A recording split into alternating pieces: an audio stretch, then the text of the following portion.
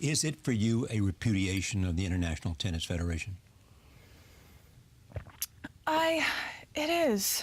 It's sad to say that, but I think it really is. I feel that in many ways, you know, I have this incredible opportunity to play tennis again. But what I went through, and as I said when I received the email back in March, I was so shocked in the first place because I was taking a substance that was completely legal for 10 years, that a doctor had recommended for me after so many different medical tests.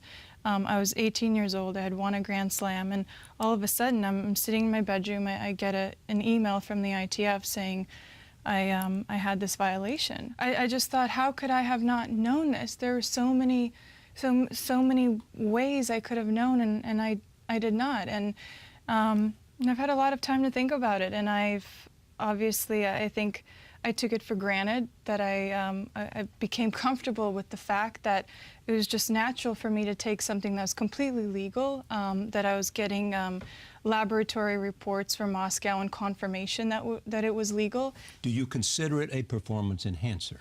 Oh, absolutely not. You don't? I never ever... Even now, I mean, you don't think that it has the possibility of enhancing performance? No, because I know how common it is. I know how common it is. I know that it's on the vital and essential list in Russia, which protects along with ibuprofen. It's taken as aspirin in Russia. So to me, I can't even grasp my head around that fact. And when I first started taking it, I took it under my doctor's orders, and that's how I kept taking it for years. They said that they rejected the core argument that you were significantly at fault for taking a prohibitive substance to enhance performance, that you did not try to hide the use, that you took it in good faith over a long period of time. They said, among other things, that this was not about an athlete who cheated. Under no circumstances could you be considered an international doper. So the question has to do with their motive, in part. How could they be so believe that this, in your words, deserved a 24-month suspension? Well, I got a 24-month suspension, but they wanted 4 years from me, Charlie. They wanted 4 years. The ITF wanted to ban me for 4 years. And I went through the ITF hearing, which in front of an arbitration that was chosen by the ITF. So I'm in a hearing knowing that the people I'm speaking to, this was 4 or 5 months back in London, the people that I'm speaking to were chosen by the people that I'm actually in a fight with. So that, I'm not sure, they call that neutral. That's not neutral. CAS is neutral, and this is what CAS has awarded to me. Well, do you think they were trying to make an example of you?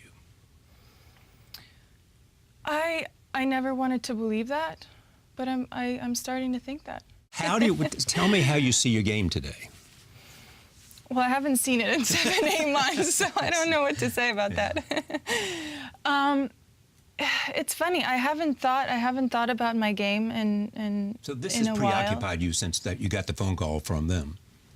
Yeah, yeah. Well, I've been very occupied. I've actually haven't been home that much. I've traveled a lot. I've done things that I just never had the opportunity to do in a time where I didn't know what my future would be or had so many questions. I actually felt like I had a schedule and I had a plan, and I never knew what weekends felt like. And for the first time, I actually know that, oh, there's a Saturday and there's a Sunday, and I'm actually looking forward to those days, whereas before, your mindset's so different. The weekends are Grand Slam finals, and that's what you're working for. So that perspective has changed. And also in terms of training, I've been training in a very different way, where I'm not training for a tournament. I'm not training for to get back in a few months. I was just training for myself. And I felt so good. It felt so good because you're doing it for you. You're doing it to feel good.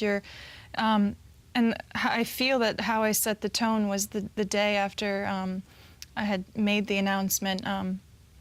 It was a very long night. As you can imagine, I didn't get much sleep, and I signed up for a spinning class at 8:30 a.m. And I knew that it might have been wishful thinking, but I I was like, at least if I sign up, I won't be able to get a refund.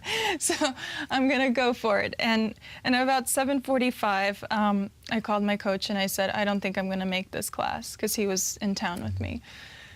And he's like, okay, I mean, obviously it's understandable. But at 8 a.m., I got out of bed and I was like, I'm going. And I set the standard for myself that I was going to push the limit, and I was going to push myself. And I went there, and for an hour of that class, I was miserable because I had no energy. I had one of the longest days in my career, but I pushed through it, and I felt like that set the tone for my body, for my mind.